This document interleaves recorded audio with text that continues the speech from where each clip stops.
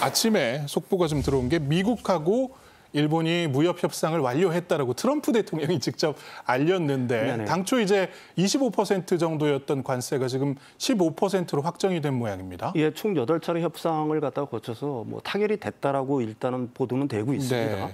상하 관세는 25%에서 10%포인트 낮아져서 15%로 최종 결정이 됐고요. 우리가 좀 중요하게 봐야 될 거는 이제 품목 관세 중에서 자동차 관세가 25%에서 12.5%까지 낮아졌다는 걸 갖다 좀 유심히 볼 필요가 있을 것 같아요. 우리한테는 하나의 어떤 기준이 될 수 있을 것 같은데 대신 일본은 굉장히 많은 걸 갖다가 일단 수사적으로는 좀 양보를 많이 했습니다. 가령 뭐 미국의 5,500억 달러 정도의 어떤 투자, 그다음에 쌀 시장 개방, 그다음에 자동차 트럭 시장 개방 등등을 갖다가 약속했다라고 얘기를 하고 있거든요.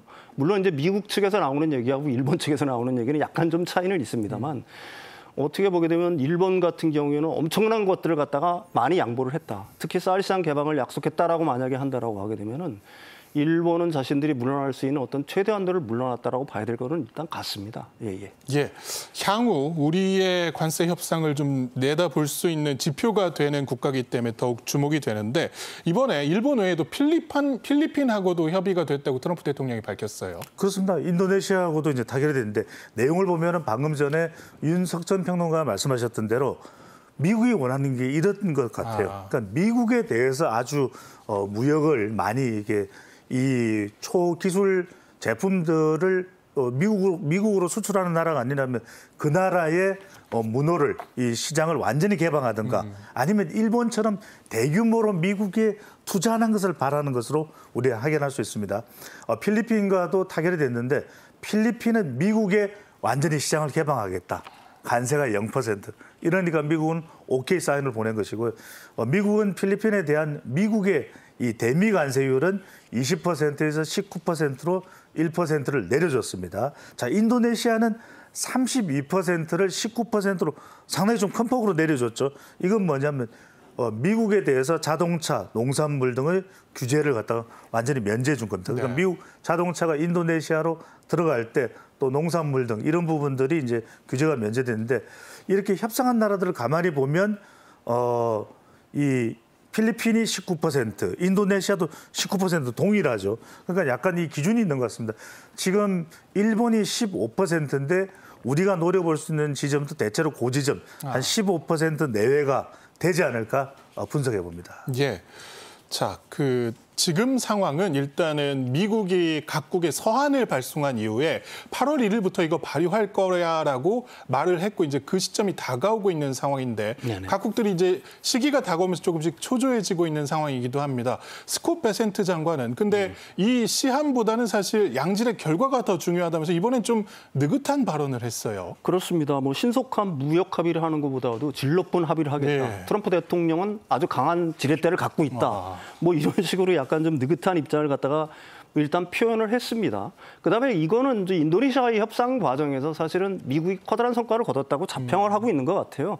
일단 맨 처음에 인도네시아에 가져온 협상안 자체도 만족스러웠지만 점점점 그 회차가 거듭될수록 그 협상안의 내용들이 자신들의 마음에 들었다. 그래서 협상을 했다.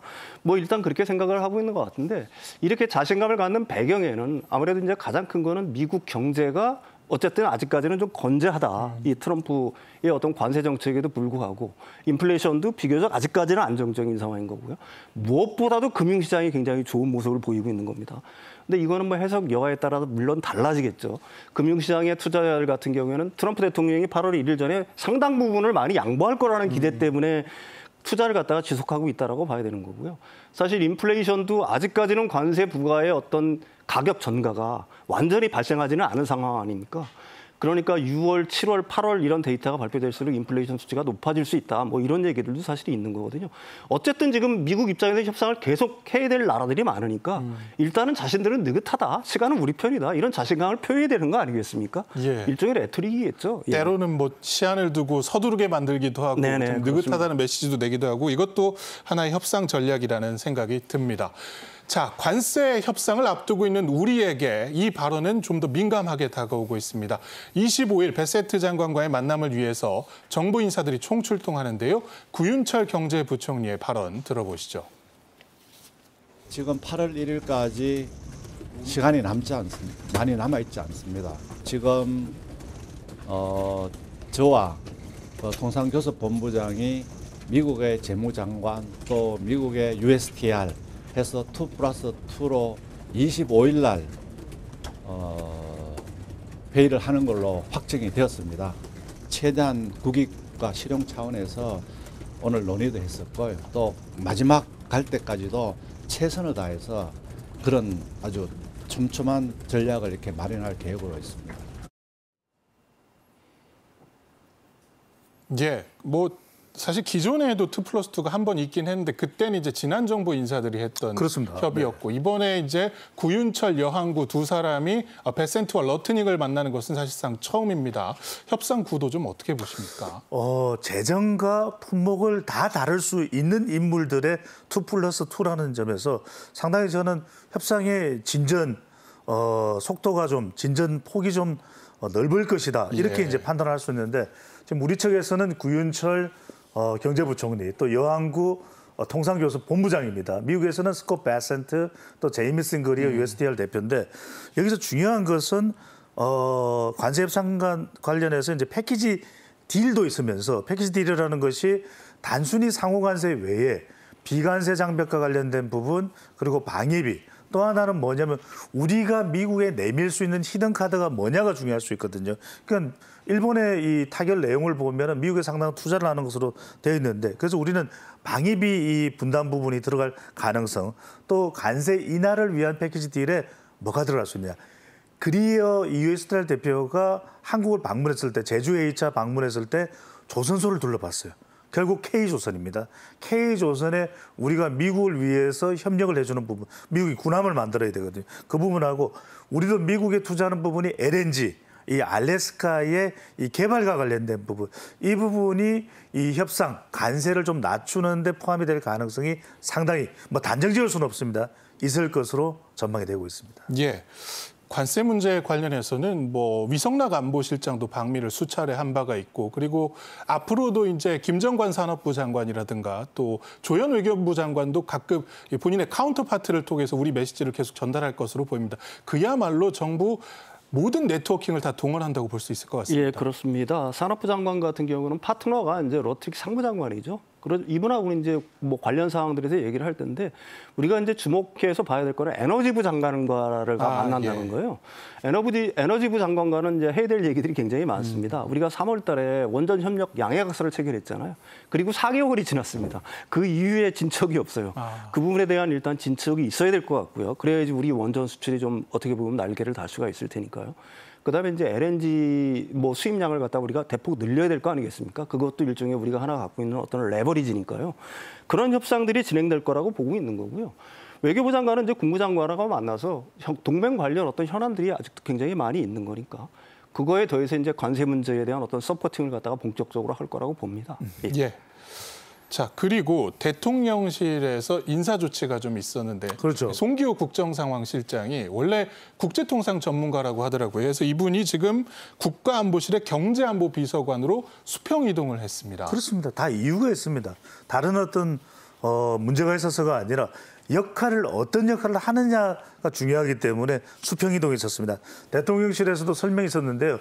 송 실장이 대미 관세 협상 중요도를 고려해서 경제안보비서관으로 자리를 옮겼다. 실제로 지금 이 송 비서관은 상당히 이 분야에 해박한 전문적인 지식을 가지고 있습니다. 경험도 가지고 있고요.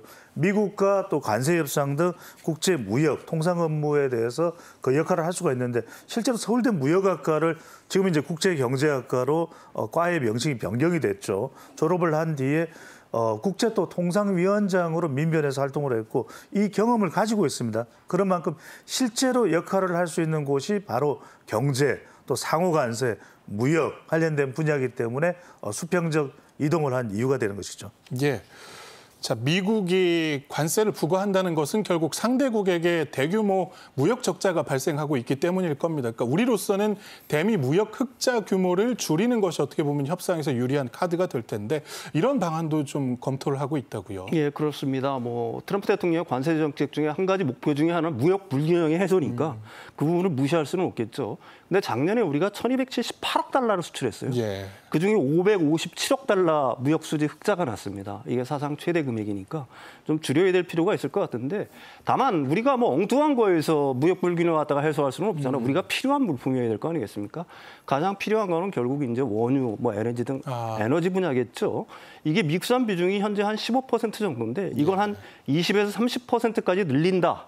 뭐 이런 어떤 방침을 갖고 있는 줄 알고 있어요. 그래서 이제 비축유 600만 배럴을 들여온다든지 LNG 같은 경우도 올해 말 한국가스공사가 한 200만 배럴 정도를 더 들여올 어떤 장기 계약을 추진할 거라고 합니다. 그렇게 되면 LNG 수입 비중 같은 경우는 한 10.7%에서 한 20%로 높아지는 거거든요. 그러니까 사실 우리로서는 이것도 하나의 그 지렛대가 될 수 있다. 이런 전략 하에서 미국산 에너지의 어떤 수입 비중을 늘린다. 뭐 이런 전략을 취하고 있습니다. 예.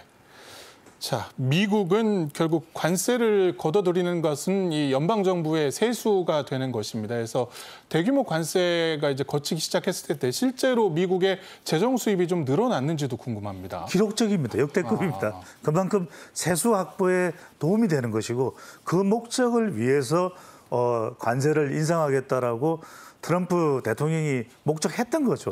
그리고 그렇기 때문에 본인이 내세우는 법인세를 대폭 삭감하는 것도 가능해지는 겁니다. 심지어는 최애라고 불렸던 일란 머스크마저도 반발하는데 법인세 감세를 단행하지 않았습니까? 심지어는 최근에 이제 스테이블 코인이 등장한 배경도 그런 이유가 있는데 그건 뭐 또 다른 차원에서 나중에 또 소개를 해드리겠습니다.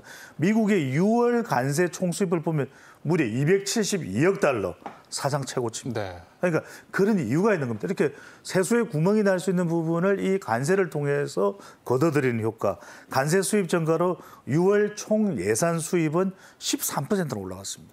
그리고 이제 2025년 회계연도 9개월간의 관세 수입을 보면 이 첫 1,000억 달러를 돌파한 겁니다. 미국은 이제 여름에 시작해서 그 다음에 여름까지가 1년 회계연도 아니겠습니까? 그러면 이게 지난 이제 9개월간의 이 관세 수입을 보면 첫 1,000억 달러 돌파. 그러니까 말 그대로 지금 관세를 통해서 정부의 세수를 늘려가고 있다. 근데 실제로 이게 인플레 우려도 있고 궁극적으로는 얼마나 미국 경제에 도움이 되는지는 지켜봐야겠죠.